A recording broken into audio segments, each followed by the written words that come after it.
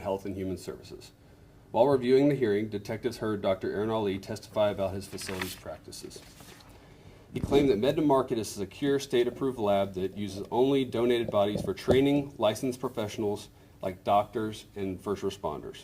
He emphasized the importance of dignity and respect in handling human remains and stated that all training happens only at their facility.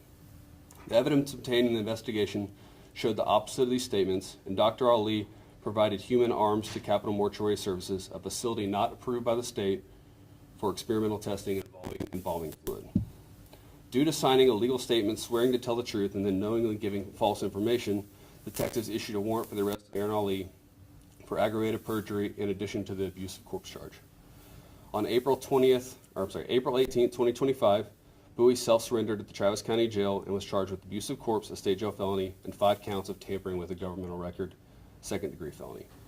On April 28, 2025, Aaron Ali voluntarily reported to the Travis County Jail. Following the completion of the intake process, he was released on bond. Detectives have been made aware of allegations that Adeline Bowie was utilizing her status as a real estate agent to have families list their homes with her to pay for funeral expenses. Please contact us should you believe you were a victim or were approached by Bowie in this manner. We are aware of families that are still attempting to get remains of loved ones back from Capital Mortuary Services. This incident is still actively being investigated, so we ask for your patience. We are also aware of employees being asked or told to dispose of body fluids in unapproved places. This incident is also actively being investigated. Anyone who is a former employee of Capital Mortuary Services or may have further information regarding any suspicious activity that took place is asked to contact the Austin Police Department so detectives can further investigate.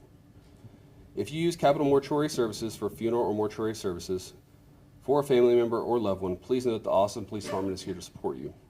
We understand this may be a difficult and uncertain time. While using Capital Mortuary Services does not necessarily mean your family member or loved one was involved as a victim in this case, our victim services counselors are available to provide basic information, so please don't hesitate to email victim services at the email address here. Questions?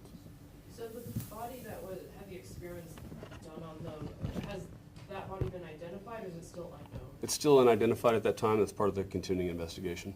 Is there any scientific reason or validity to the types of experiments that were being done? So according to the Texas Funeral Service Commission, no. Have investigators actually found any bodies or limbs, or was the evidence based solely on photos and the reports that you got? So we have physical photos of arms and then also confirmed through statements given in the investigation, but we have not located any severed body parts and through our search warrants. How do you guys Go ahead. I know you guys are working with the families and offering the victim services.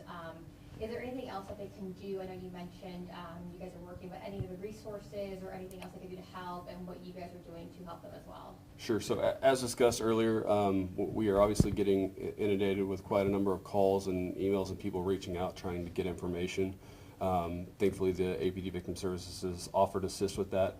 If you do not believe something is arising to a criminal level and you just have questions about policies and procedures relating to funeral homes, you can contact the Texas Funeral Service Commission relating to that. Have you been able to follow the money? I mean, was this some kind of a business venture that these two had together, and was there a considerable amount of money being changed between them? Yes, ma'am. So that's part of the active investigation. We're still working on that.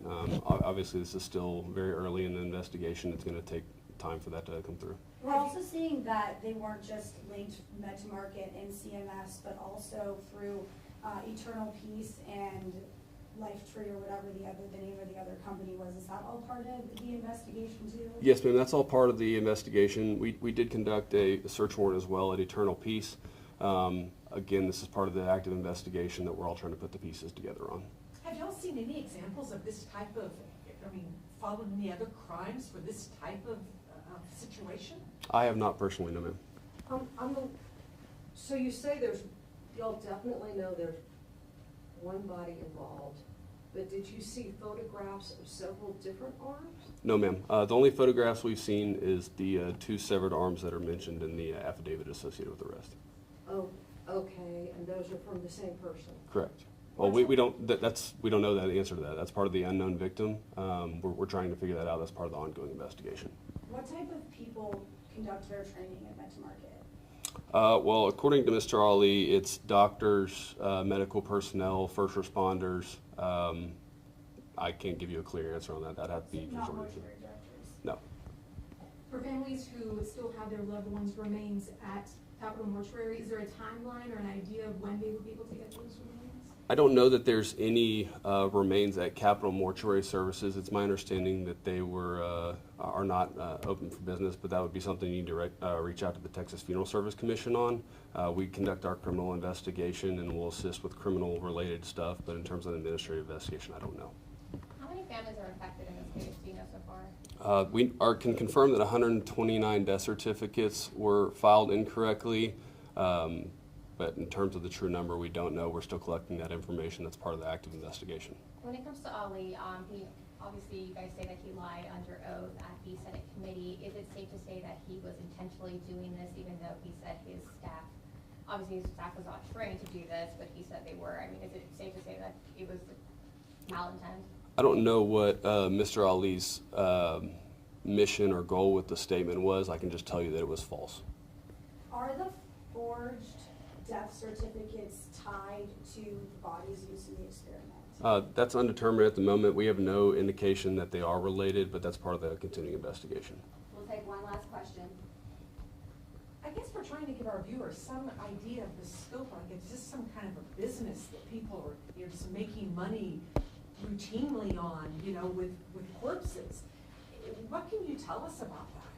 I don't know, ma'am. Part of the deal with that is part of our ongoing investigation. We're trying to understand motive and why this would be a thing. I know that through the statements given, there is a cost-saving aspect to it with embalming fluid and making bodies last longer.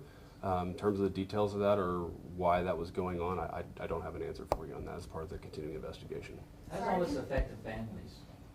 I'm sorry, say it again, How sir. does all this affect the families? I'm sure it's extremely tragic to hear about this as a family. That's part of the reason we're trying to work with families to ensure that we are covering everything we need to do and can help them and assist them in any way, both criminally and administratively.